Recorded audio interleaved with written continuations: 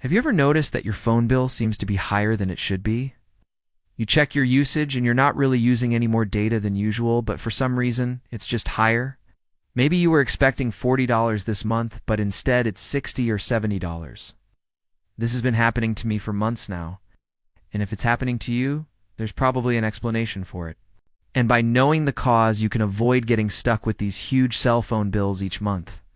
First off, I want to mention that there are legitimate reasons why your phone bill might go up. For example, maybe you got a new phone plan with more features that cost more money. Or maybe you use way more data in 1 month than you normally do, like when you download big games or something.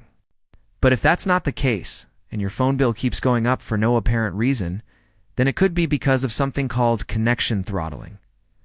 Now, what is connection throttling? Well, all the fast internet speeds that we enjoy today didn't come out of thin air. It's to deliver the fast internet to our devices. Telecommunications companies had to spend lots of money on infrastructure like fiber optic cables, cell towers, and routers. And so when everyone uses their internet at the same time, the network can get congested and slow down. So to prevent this from happening, internet service providers will throttle the speeds of customers who use large amounts of bandwidth so that the network doesn't get overloaded. Throttling basically means they reduce your internet speed without telling you. Sometimes they might even throttle you if your connection drops below a certain quality threshold. So how does this result in a higher phone bill? Well, throttling your connection can increase the amount of time it takes to send and receive data, which can cause your phone to try harder to connect to the network.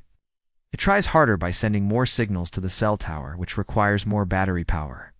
This forces you to charge your phone more often, which puts more strain on the charging network. In other words, it puts more load on the cellular infrastructure. Since the infrastructure is already being used at maximum capacity, this extra strain causes the provider to reduce your signal strength, resulting in poor call quality. To fix this problem, they might ask you to upgrade to a higher tier plan that provides faster speeds and more reliable connections. Or if you're already on the highest tier plan, they might simply tell you that there's nothing they can do. Either way, the end result is you end up paying more money. But wait, you might say, I don't even use my phone for internet. I only use it for calls and texts. But connection throttling doesn't just affect your internet speed. It can also affect your voice and text connections. If your voice calls and text messages are being throttled, you may notice that calls are harder to connect and stay connected. And text messages may take longer to send or appear to be lost. The reason why this happens is because the core technologies behind mobile data, voice, and text are interconnected. If one part of the network gets congested, it can affect other parts too. In fact, you might even notice that your data speeds slow down right around the same time, that you start making a lot of voice calls or sending many text messages. This is because your phone switches between different radio access technologies to optimize your connection based on what you're redoing. When you make calls or send texts, your phone uses a technology called Circuit Switched Networks, or CSN. When you use data, your phone uses Packet Switched Networks, or PSN. CSNs prioritize voice and text over data because they require a dedicated connection, while PSNs prioritize data because it's more efficient to send over a shared connection. So if the network is congested, your data speeds might slow down because your phone is trying to prioritize voice and text connections. Another way that this manifests itself is through dropped calls. When you're in a congested area, your phone might switch from CSN to PSN to free up resources, but this can result in dropped calls and slower data speeds. Ow. Now keep in mind, I'm not saying that your phone bill definitely is going up because of throttling. It could be for other reasons too, like increased usage, changes to your plan, or even just random fluctuations in pricing. But if you're noticing higher bills and suspect throttling, there are a few things you can do to find out for sure. One way to check for throttling is to look at the signal strength on your phone. If it's constantly fluctuating between 3G and 4G or showing a weak signal, then it's likely that your connection isn't as strong as it used to be, which could be a sign of throttling. Another way to tell if your connection is being throttled is to run a speed test on your phone.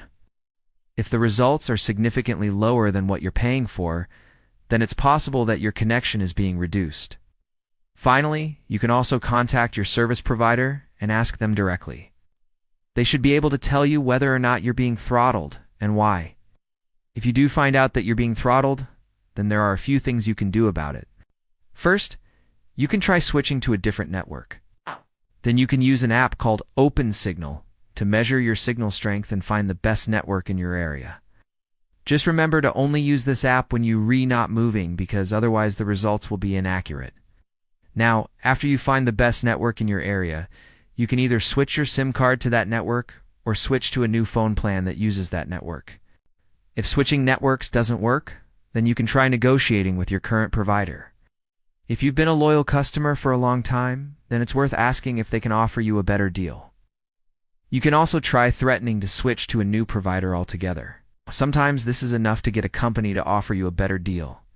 Finally, if all else fails, you can try changing the way you use your phone. If you're on the highest tier plan, then consider downgrading to a lower tier plan that gives you slower speeds and fewer features.